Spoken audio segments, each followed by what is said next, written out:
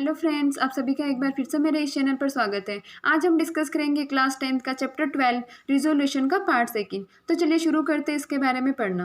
Part first में हमने यह जाना कि अन्ना जो है अपने गर्मी की छुट्टियों में अपने गाँव में वापस आया है और वो जाकर के देखता है कि उसका पूरा गाँव खाली हो चुका है और वो सबका इंतजार करते करते अपने घर में जाकर के बैठ जाता है और शाम तक वह वेट करता है लेकिन कोई नहीं आता है और शाम के वक्त वह इतना परेशान हो चुका और थक चुका होता है कि वह सो जाता है। और जब वह सोता है तो उसे एक सपना आता है जो कि बहुत ही भयानक है। और उसे क्या सपना आया था? उसे यह सपना आया था कि उसने देखा अपने सपने में कि चारों तरफ बम ही बम है और कोई भी छुपने की जगह नहीं है। और उसे किसी बूढ़े व्यक्ति की आवाज़ आई और जब उसने उस बूढ़े व्यक्ति की तरफ जाकर देखा तो उसने बोला कि उसको पानी की एक बूंद चाहिए क्योंकि उसका गला सूख रहा है। और वो कमजोर सी आवाज़ जिससे वो बूढ़ा बोला था वो अचानक से बंद हो गई, मतलब वो बूढ़ा व्यक्ति भी मर गया। और उस बूढ़े व्यक्ति के जो रिंकल्स का चेहरा था, झुर्रियों वाला चेहरा था, उससे अचानक से ब्लड निकलने लगा। और दूसरी तरफ उसने अपने सपने में और ये देखा कि एक औरत है जो अपने मरे हुए बच्चे की लाश लेकर के बैठी है और उसको देख रही है। और अचानक से एक धमाका होता है और उस औरत की भी मृत्यु हो जाती है। और फिर उसने एक बहुत ही अद्भुत चीज देखी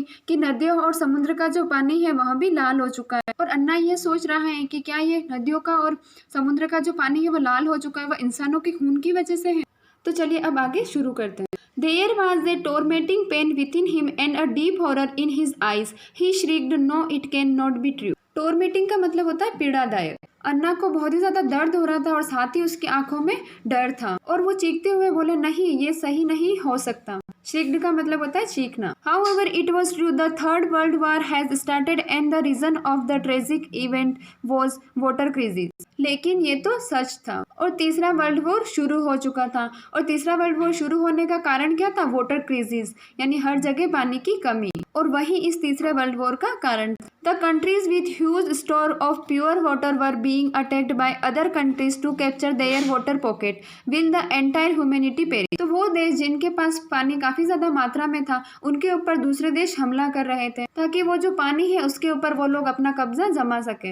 तो क्या सारी मानवता खत्म हो जाएगी? पेरिश का मतलब होता है खत्म हो जाना और ह्यूमैनिटी का मतलब होता है मानवता। He woke up trembling and then realized that it was just a dream. और वो कांपता हुआ उठा और उसने देखा और उसको रियलाइज हुआ कि यह तो सिर्फ एक सपना ही था।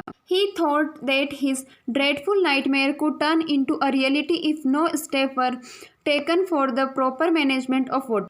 तो अन्ना ने यह सोचा कि उसको जो ये बहुत ही बुरा नाइटमेयर आया है वो सच हो सकता है यदि कोई भी स्टेप नहीं लिया गया कि वाटर को ढंग से मैनेजमेंट नहीं किया गया। तो कि अगर वाटर के सप्लाई के लिए अगर कोई मैनेजमेंट ढंग से नहीं किया गया तो ये जो सपना था यह सच हो सकता है। He was now firmly determined to impart training to the youth of the village on water management techniques, who in turn would train to entire village. और उसने ये दृढ़ निश्चय कर लिया कि वो गांव के लोगों को ट्रेनिंग देगा वाटर मैनेजमेंट के बारे में।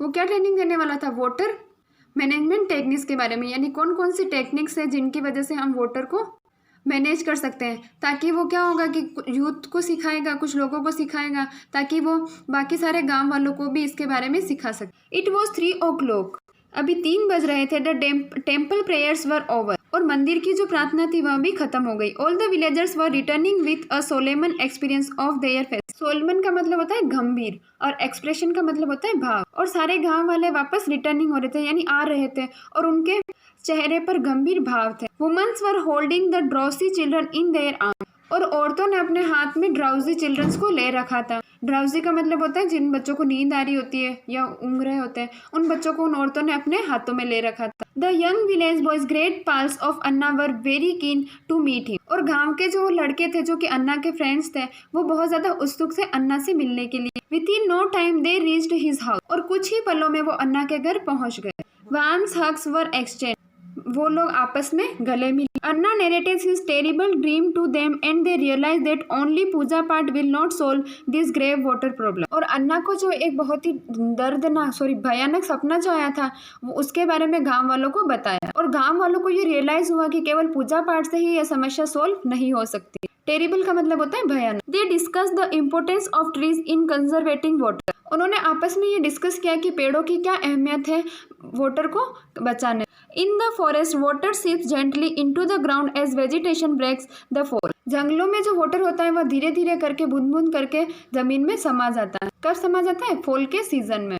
This ground water in turn feeds wells, lakes and river. और ये जो पानी ज़मीन में समा रहा होता है वो वेल्स को, लेक्स को और रिवर्स को भर रहा होता है। Protecting forest means protecting water catchment. जो हमारे वन है उनको बचाने का मतलब क्या है? हम उन क्षेत्रों को बचा रहे हैं जहाँ पर पानी इकट्ठा होता है। They resolve that they will motivated everyone to plant and take care of at least one tree and prevent the indiscriminate cutting of tree. और उन्होंने ये डिसाइड किया कि वह प्रत्येक व्यक्ति कम से कम एक पेड़ लगाने और उसकी देखभाल करने के लिए प्रेरित करेंगे, और वृक्षों की जो अविवेकी ढंग से होने वाली कटाई होती है उसको रोकने के लिए भी लोगों को प्रेरित करें। Mahesh, a vibrant boy with glowing eyes, said, I know that over the years, rising population, growing industrialization and expanding agriculture have pushed up the demand of water. तो महेश नाम का जो एक लड़का है वह बोलता है कि मुझे पता है इतने सालों में क्या हुआ है, राइजिंग पॉपुलेशन यानी जनसंख्या बढ़ती जा रही है, और साथ ही साथ औद्योगिकरण भी बहुत ज़्यादा बढ़ चुका है,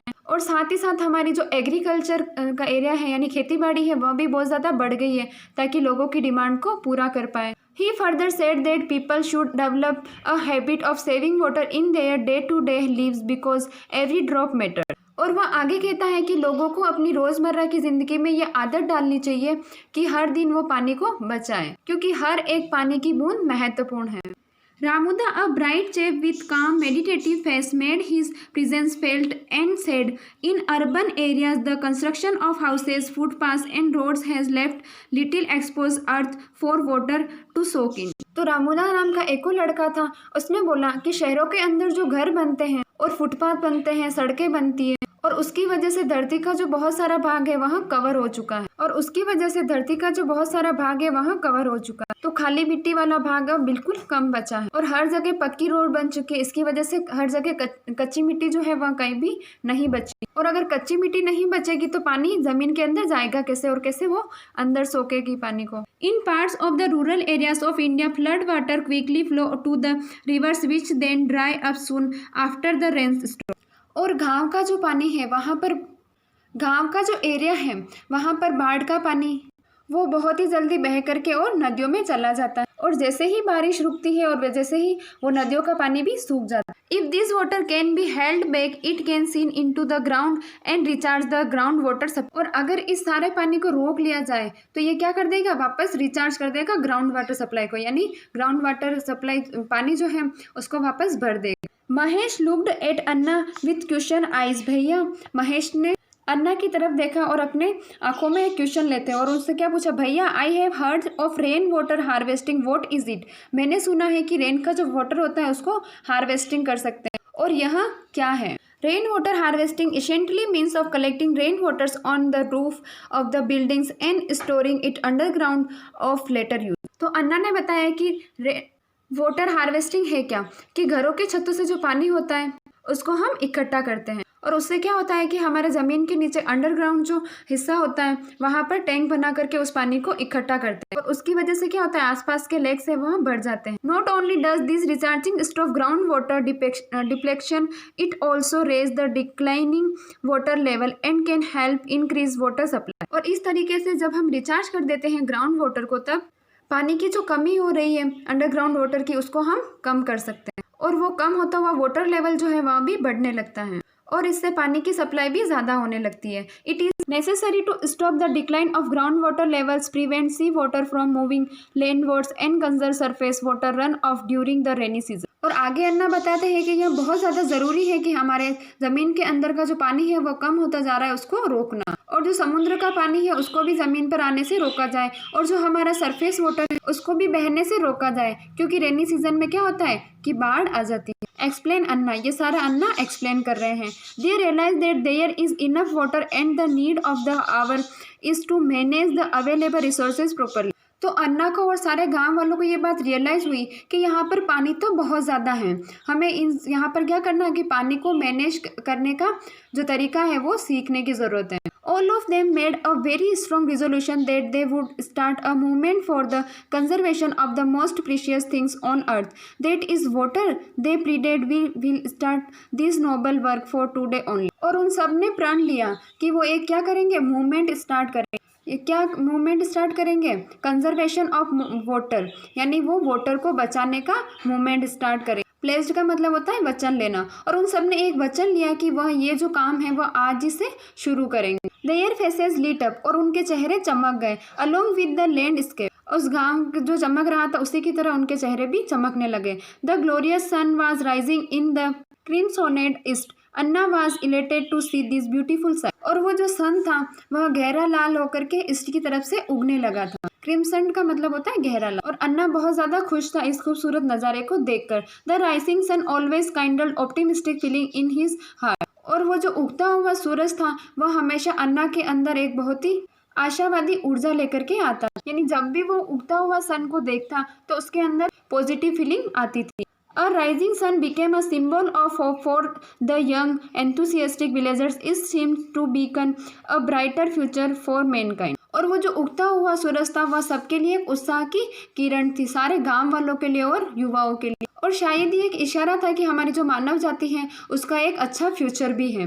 बेकन का मतलब होता है इशारा। The boys knew that every morning the first rays of the rising sun will remind them of their firm resolution. और सारे लड़कों को ये पता था कि हर सुबह सूरज की ये किरणें उन्हें याद दिलाएगी कि उन्होंने ये जो दृढ़ निश्चय किया है, ये जो संकल्प लिया है इसके बारे में। इस कहानी से हमें क्या मोरल मिलता है? इस कहानी से हमें ये मोरल मिलता है कि पानी की समस्या एक बहुत बड़ी प्रॉब्लम हो गई है, और इस पानी की कमी की जो प्रॉब्लम हो रही है इसको हम सबको मिलकर के सोल्व करना है, और हमें ये कोशिश करनी है कि हम वाटर को हार्वेस्ट करें, बारिश का जो पानी है उसको इकट्ठा